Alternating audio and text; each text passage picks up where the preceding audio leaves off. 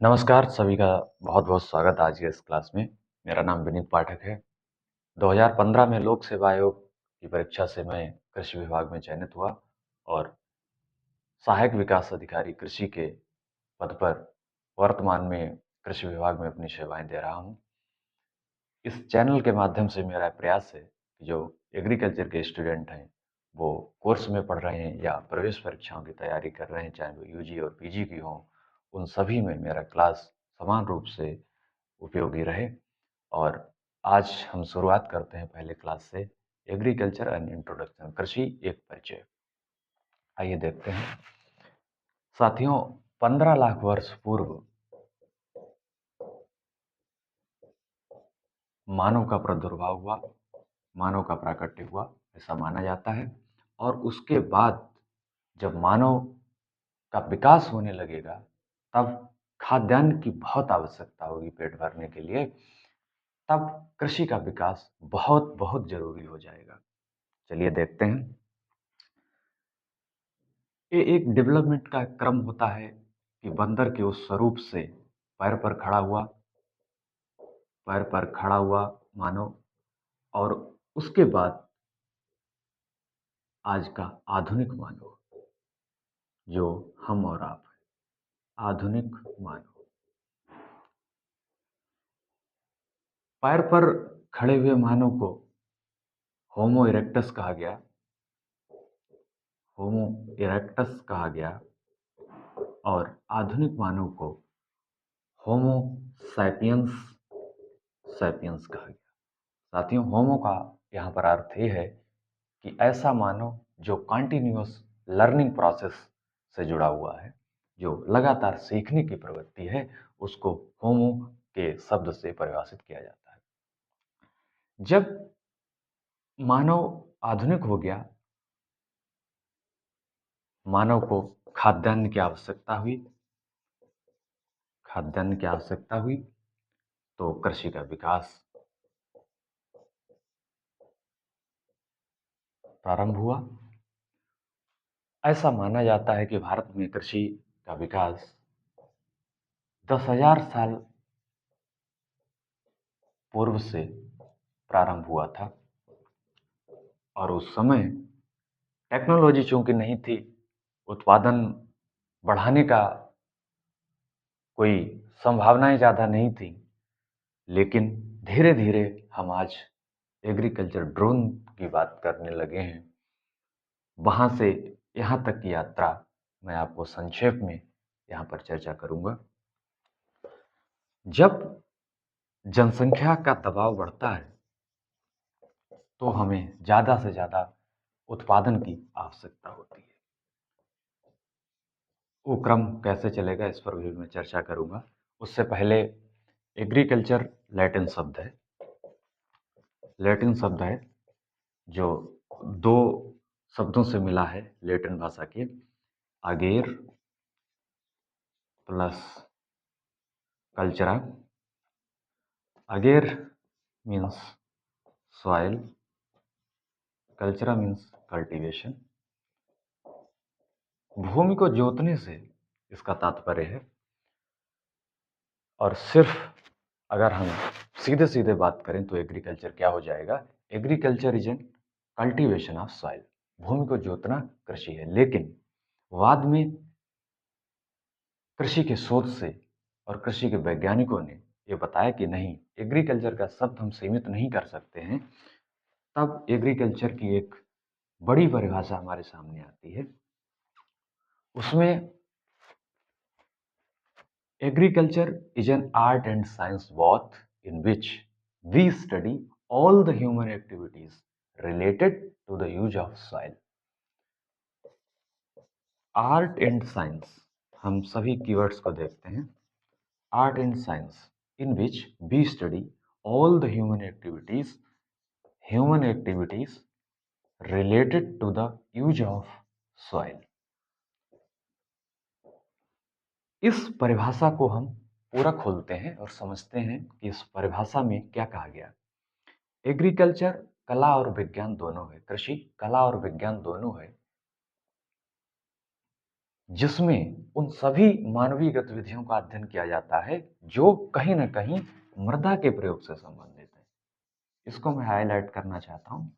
मृदा के प्रयोग से संबंधित ऐसी सभी मानवीय गतिविधियाँ कृषि है।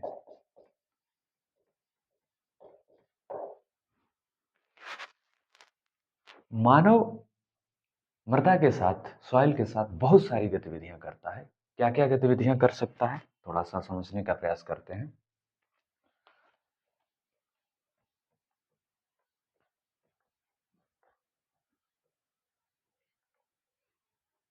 जब हम मिट्टी की जुताई से और कटाई तक बहुत सारी शस्त्रक्रियाएं करते हैं, उनमें हम मृदा के साथ सर्वप्रथम जुताई करते हैं,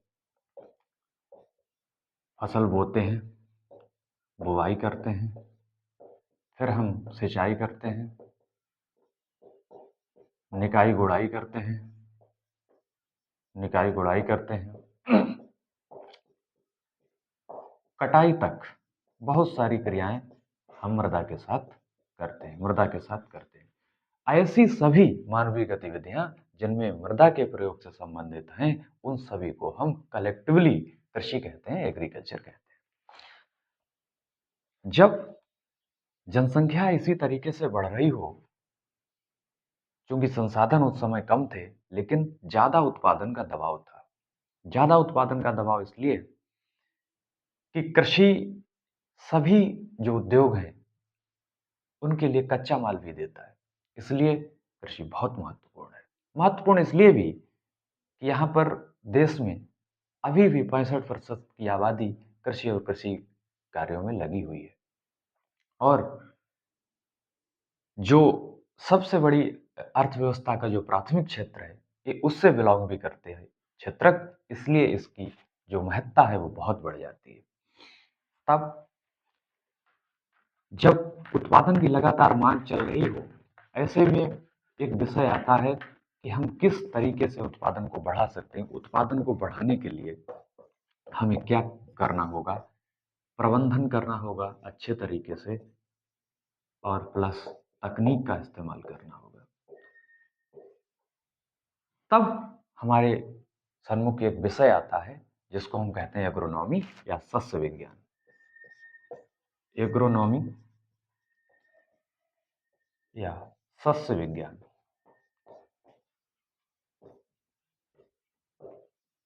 मित्रों, जब हम सीमित संसाधनों को अच्छे से प्रबंधित करते हैं, तो हमें उत्पादन ज्यादा देखने को मिलता है। जहां एग्रीकल्चर लैटिन शब्द था, वहीं एग्रोनॉमी ग्रीक शब्द है। ये ग्रीक शब्द है।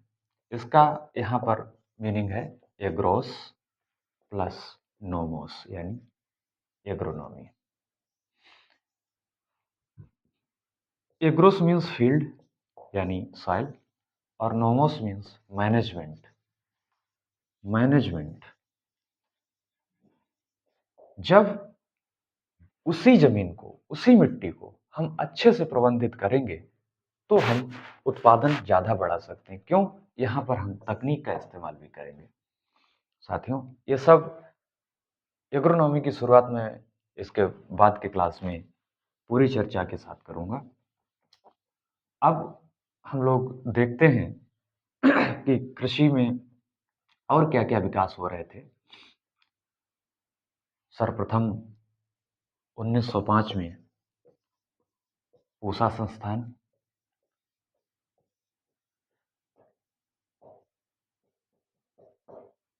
कृषि के विकास के लिए जाना जाता है, जिसमें एग्रीकल्चर एजुकेशन और एक्सटेंशन रिसर्च 1929 में ये वहाँ से दिल्ली शिफ्ट हुआ।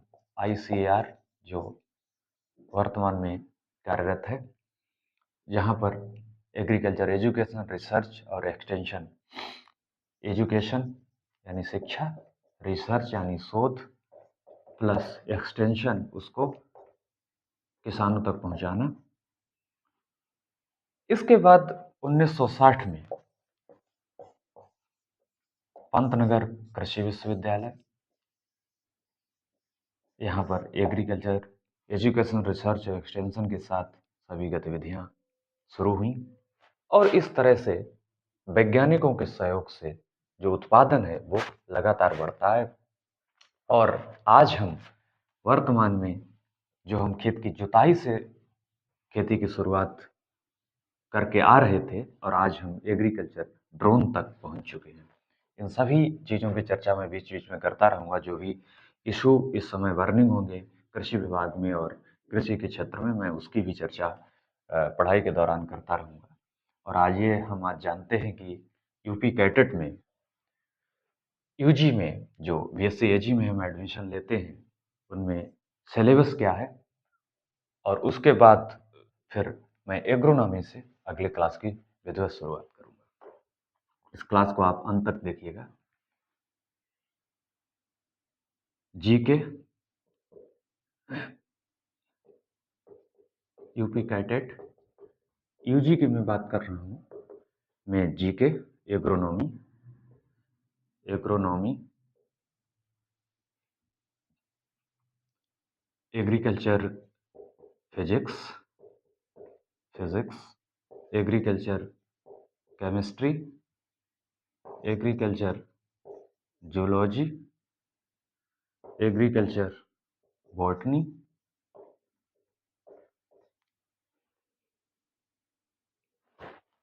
हॉर्टिकल्चर डेयरिंग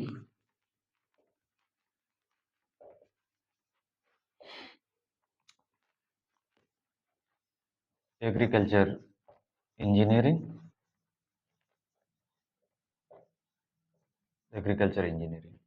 ये सभी जो हमारे विषय हैं, ये प्रवेश परीक्षा की सिलेबस में है। इसमें से 15 से 25 तक क्वेश्चंस प्रश्न रहते हैं और इनके जो सिलेबस है उसकी विधिवत मैं चर्चा करूंगा और मैं एग्रोनॉमी से इस क्लास की शुरुआत करूंगा।